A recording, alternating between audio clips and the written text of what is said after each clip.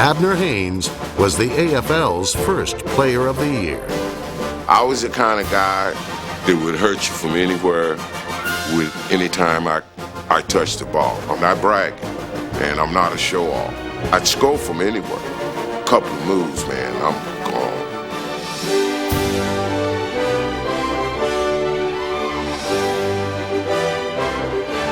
gone. Haynes, who holds the team record of 5 touchdowns in one game, was the Chiefs' first 1,000-yard rusher, followed 5 years later by Mike Garrett, whose season rushing record of 1,087 yards held up for 14 years.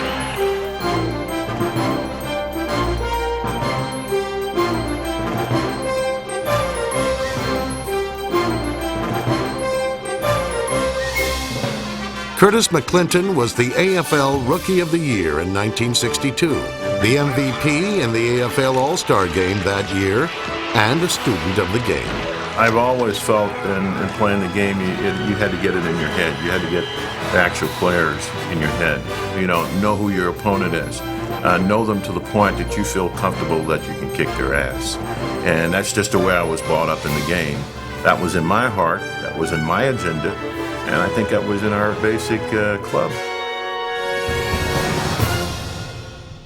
Ed Podolak was a genuine triple threat running back, retiring as the Chiefs' all-time leading rusher.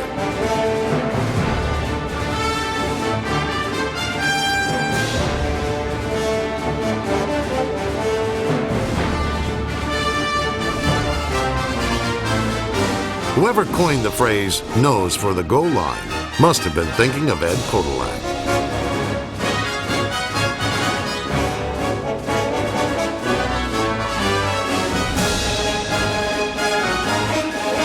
The handoff is to Podolak. Picks his way off the right side. He's at the 15, the 10, the 5, touchdown! That would make him the all-time leading rusher in Kansas City Chiefs history. They are presenting the ball to Ed Podolak, who is being congratulated. Ed Podolak has just broken the Chiefs' career rushing record set by Abner Haynes with 3,837 yards. They are stopping the game and coming to the near sideline with that football. Ed Podolak is having a game to remember. In 1992, the Nigerian Nightmare put Podolak's rushing record to sleep. Christian Okoye from Enugu in Nigeria began his athletic career like so many other kids in his village, as a soccer player. Children, in the United States of America, there is what they call American football. This is called National Football League. One of our sons, Christian Okoye, he is now playing American football. He started the way you started, that is by playing soccer. And he went to try, and he succeeded. Beyond all expectations, leading the league in rushing in 1989. Hey, he's gonna wear your ass out! He's gonna wear your ass out, baby! He's gonna wear your ass out! David Craig, hands off, Christian, big hole, by the 5, hustling his way to the 2, to the 1, he's in for a touchdown! Hand off Okoye, he's past the 10, he's past the 5, he chucks in, touchdown! An incredible run by the Nigerian Nightmare, Christian Okoye. Not playing football growing up, it was really easy for me to walk away. When I started getting injuries here and there, I thought it was time for me to go. Every player who ever tried to tackle him was probably glad to see this good-natured gentleman go. Scared now! Don't get scared now! Oh, no, no, American football #1. Number 1, that's right. Okoye's reign as the #1 rusher in team history was ended by Priest Holmes. Holmes rushed for almost 6,000 yards in 5 seasons, while Ted McKnight, #22, ate up 84 yards in one gulp in 1979, the longest touchdown run in team history.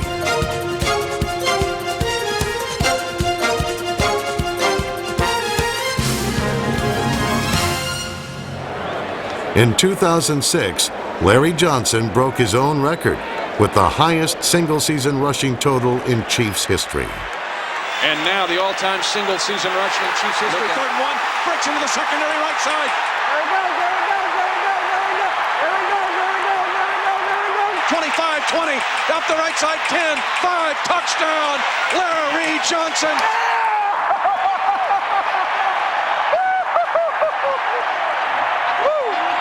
That is a big missing play. They announced you broke the record, then you extended it. Great going, kiddo. Just keep the motor running. Just keep the motor running. Well done. Well done. Every year, the Chiefs honor one player with the Mackley Hill Award, given in memory of Hill, who tragically died long before his time. The Mackley Hill Award was given to the outstanding rookie, the person that best exemplifies the traits of Mackley Hill. And that is the guy that is a team player.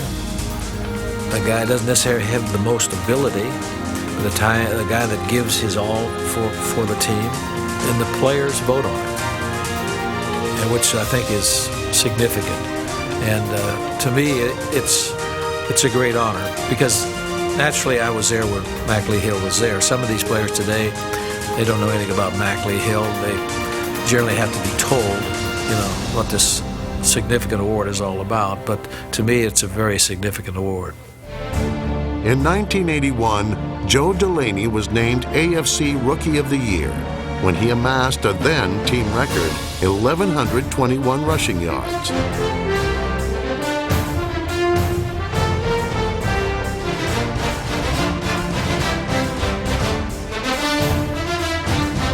An amazing performer when he stepped on the field, Joe Delaney was an even more spectacular person off it. Delaney called Houghton, Louisiana his home. He loved kids and would do anything to help better their lives, even if it meant risking his own life. Delaney, a non-swimmer, attempted to rescue 3 youngsters who had gone swimming in a park near their home. There's a deep section there that they didn't know about. It's about 6 foot deep, and the 3 of them went under at this time. And 2 of them didn't come up, but the 3rd one did come up. He ran to the bank and yelled for help. As he yelled for help, there was a large crowd of people in the park that day, and Joe Delaney was one of them.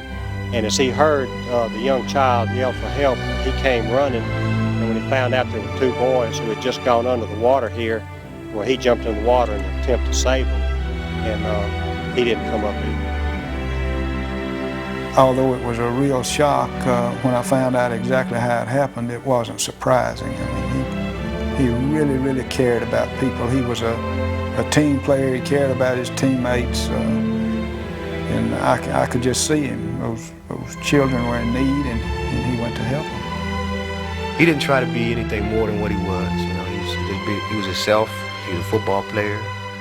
He was good people, man. Maybe it's easier to accept it because of the way he died. But it's just too soon. Just too soon. But that was a good man who died way, way before he should have been, because he had a lot left in him as a player, and certainly a lot more as a person.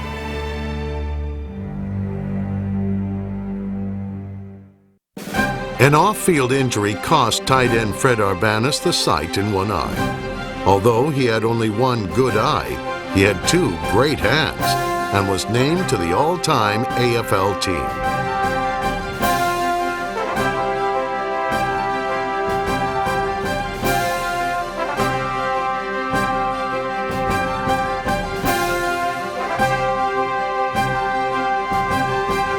Lost in all the fuss over 65-toss power trap in Super Bowl IV is the role Arbanis played on the critical play. When I looked at the film of that, the guy that made a block was Fred Arbanis. He not only took out the safety, he took out the linebacker as well. He made 2 blocks on that particular play for Mike Garrett to get into the end zone, and that was it. Before halftime, we're leading now 16-0, and they got to overcome that against our defense. No way. Lamar Hunt labeled Otis Taylor's touchdown in Super Bowl IV the signature play in team history.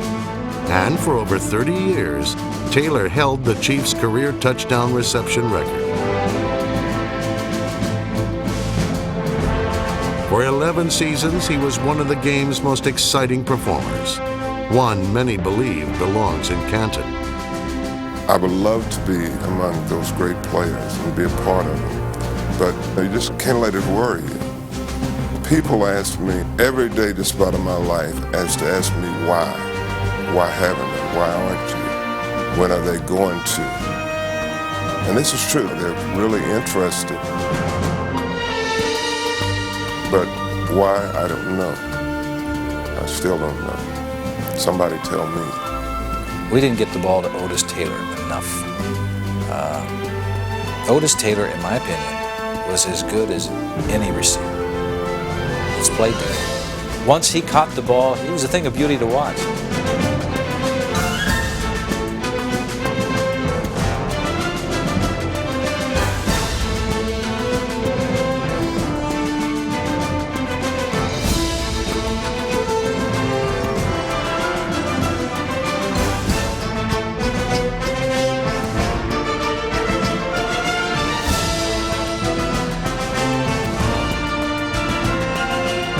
Otis Taylor is talking to me on the sidelines, drawing in the dirt a play that he thought could work.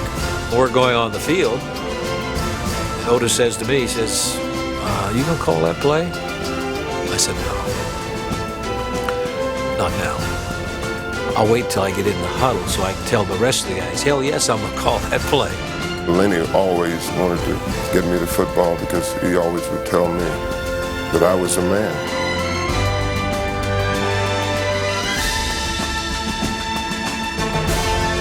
When rule changes opened up the passing game, most of Taylor's records were broken. Now, another number 89, Henry Marshall, holds the team record for career receptions by a wide receiver. And Derek Alexander compiled the most receiving yards in one season, 1,391 yards in 2000.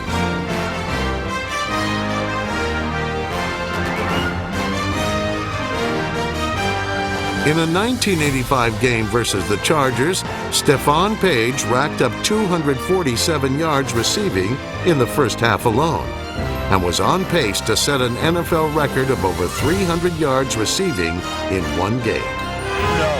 Hey, no.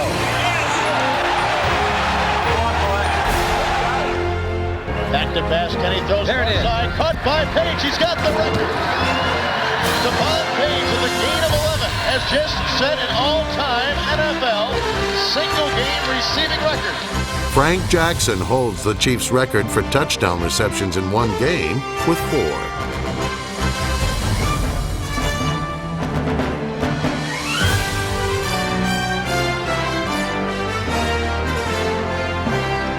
Chiefs Hall of Fame member Chris Burford, number 88, caught 12 touchdown passes in the championship year of 1962. The most TD receptions in one season by any Chiefs player ever.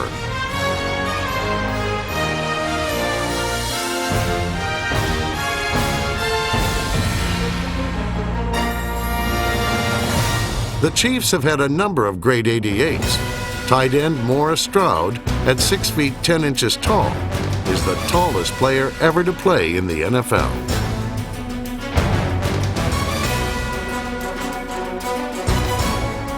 Carlos Carson has more 1,000-yard receiving seasons than any other Chiefs wideout, and at one time held the team record for receptions in 1 year.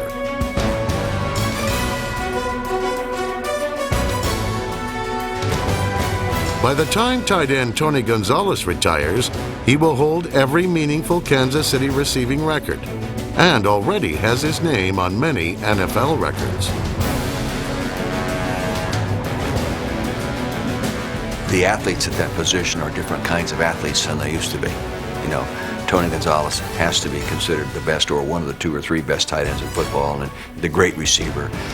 But he's 6'5", 250 pounds. You know, that was an offensive tackle at one time.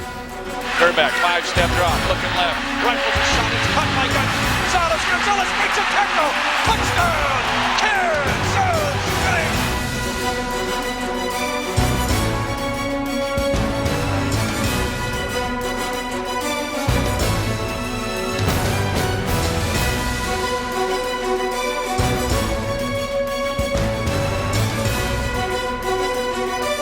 Gonzalez can trace his post-touchdown celebrations to his college days as a forward on the Cal basketball team.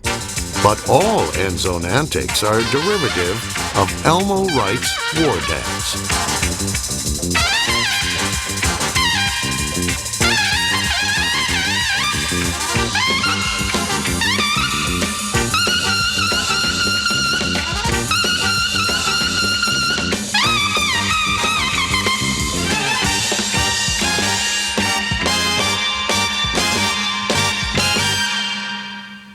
Quarterback Bill Kenny was the next to last player selected in the 1978 draft.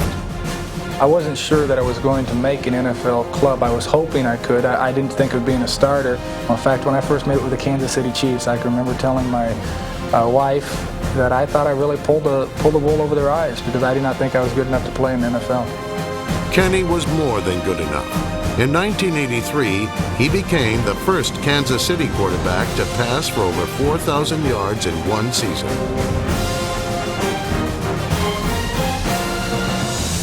Trent Green completed the longest touchdown pass in team history, a 99-yard bomb to Mark Bullrichter.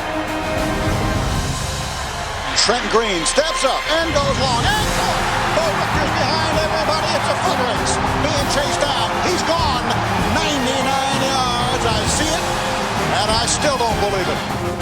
Elvis Grbac had an unbelievable day versus the Raiders when he set team records with 39 completions and 504 yards passing.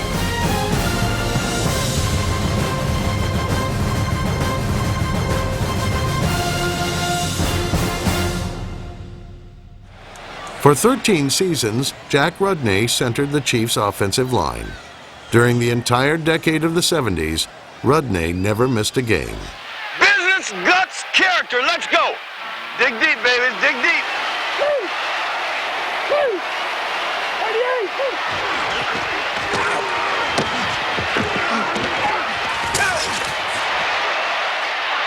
I was there. He was across the line before I snapped the ball. And you don't even have enough guts to talk about it. A team leader, Rudnay could be competitive or compassionate. Hang on, brother. I love you, home. We're going to get another one, okay? You're going all the way this time. I told you that draw trap was going to pop. Hang on, brother. One fumble, man. I made a dozen mistakes already today. Hang on. We still going, buddy. When a rookie comes up fresh out of college and he's seen a guy that's played for 4 or 5 years, that's a long time. I really never cultivated a leadership, an old sage sort of a role. I guess I just got that way by getting old. We've been in a situation once we were 3rd and 3. They made a mistake. They called it. What happened was Bull ran the slip and I didn't get the overblock on Johnson because they're out charging. Rudnay was so old that he not only played with Brad Buddy, number 66, during the early 80s. Rudnay saw duty with Brad's father, Ed, number 71, in the early 70s. Ed Buddy and Jim Tyre, number 77, were both named to the AFL All-Time Team. Dave Hill, number 73, joined his line mates in the Ring of Honor. John Alt was the next offensive lineman to enter the ring. He will almost certainly be joined by future Hall of Famers Willie Roaf, number 77, and Will Shields, number 68. Definitely Hall of Famers, no doubt about that. What an unbelievable opportunity it was for us to be able to learn from these guys. I definitely stole some techniques, and I continue to. I mean, I've been with Will my whole career. I still watch him. He's got the greatest technique, and so does Willie Roaf. They're both technicians, and I've come to notice that about the guys that are really productive in the NFL, especially the Hall of Famers. They're all technicians. It's not just about athletic ability. It's all about who can get there first and who can be in the best position. That's going to win every single time. Will Shields. The thing about him, when I talk about him, you better not just talk about what he did on the field. You talk about what he did off the field. Now, maybe, then I would say he's the best player, best guard of all time, because what he's done off the field is, I haven't seen too many people come close to that. Will Shields played in more games than any Kansas City player in history. Both on and off the field, Will Shields symbolizes what it means to be a member of the Kansas City Chiefs. 5, 6.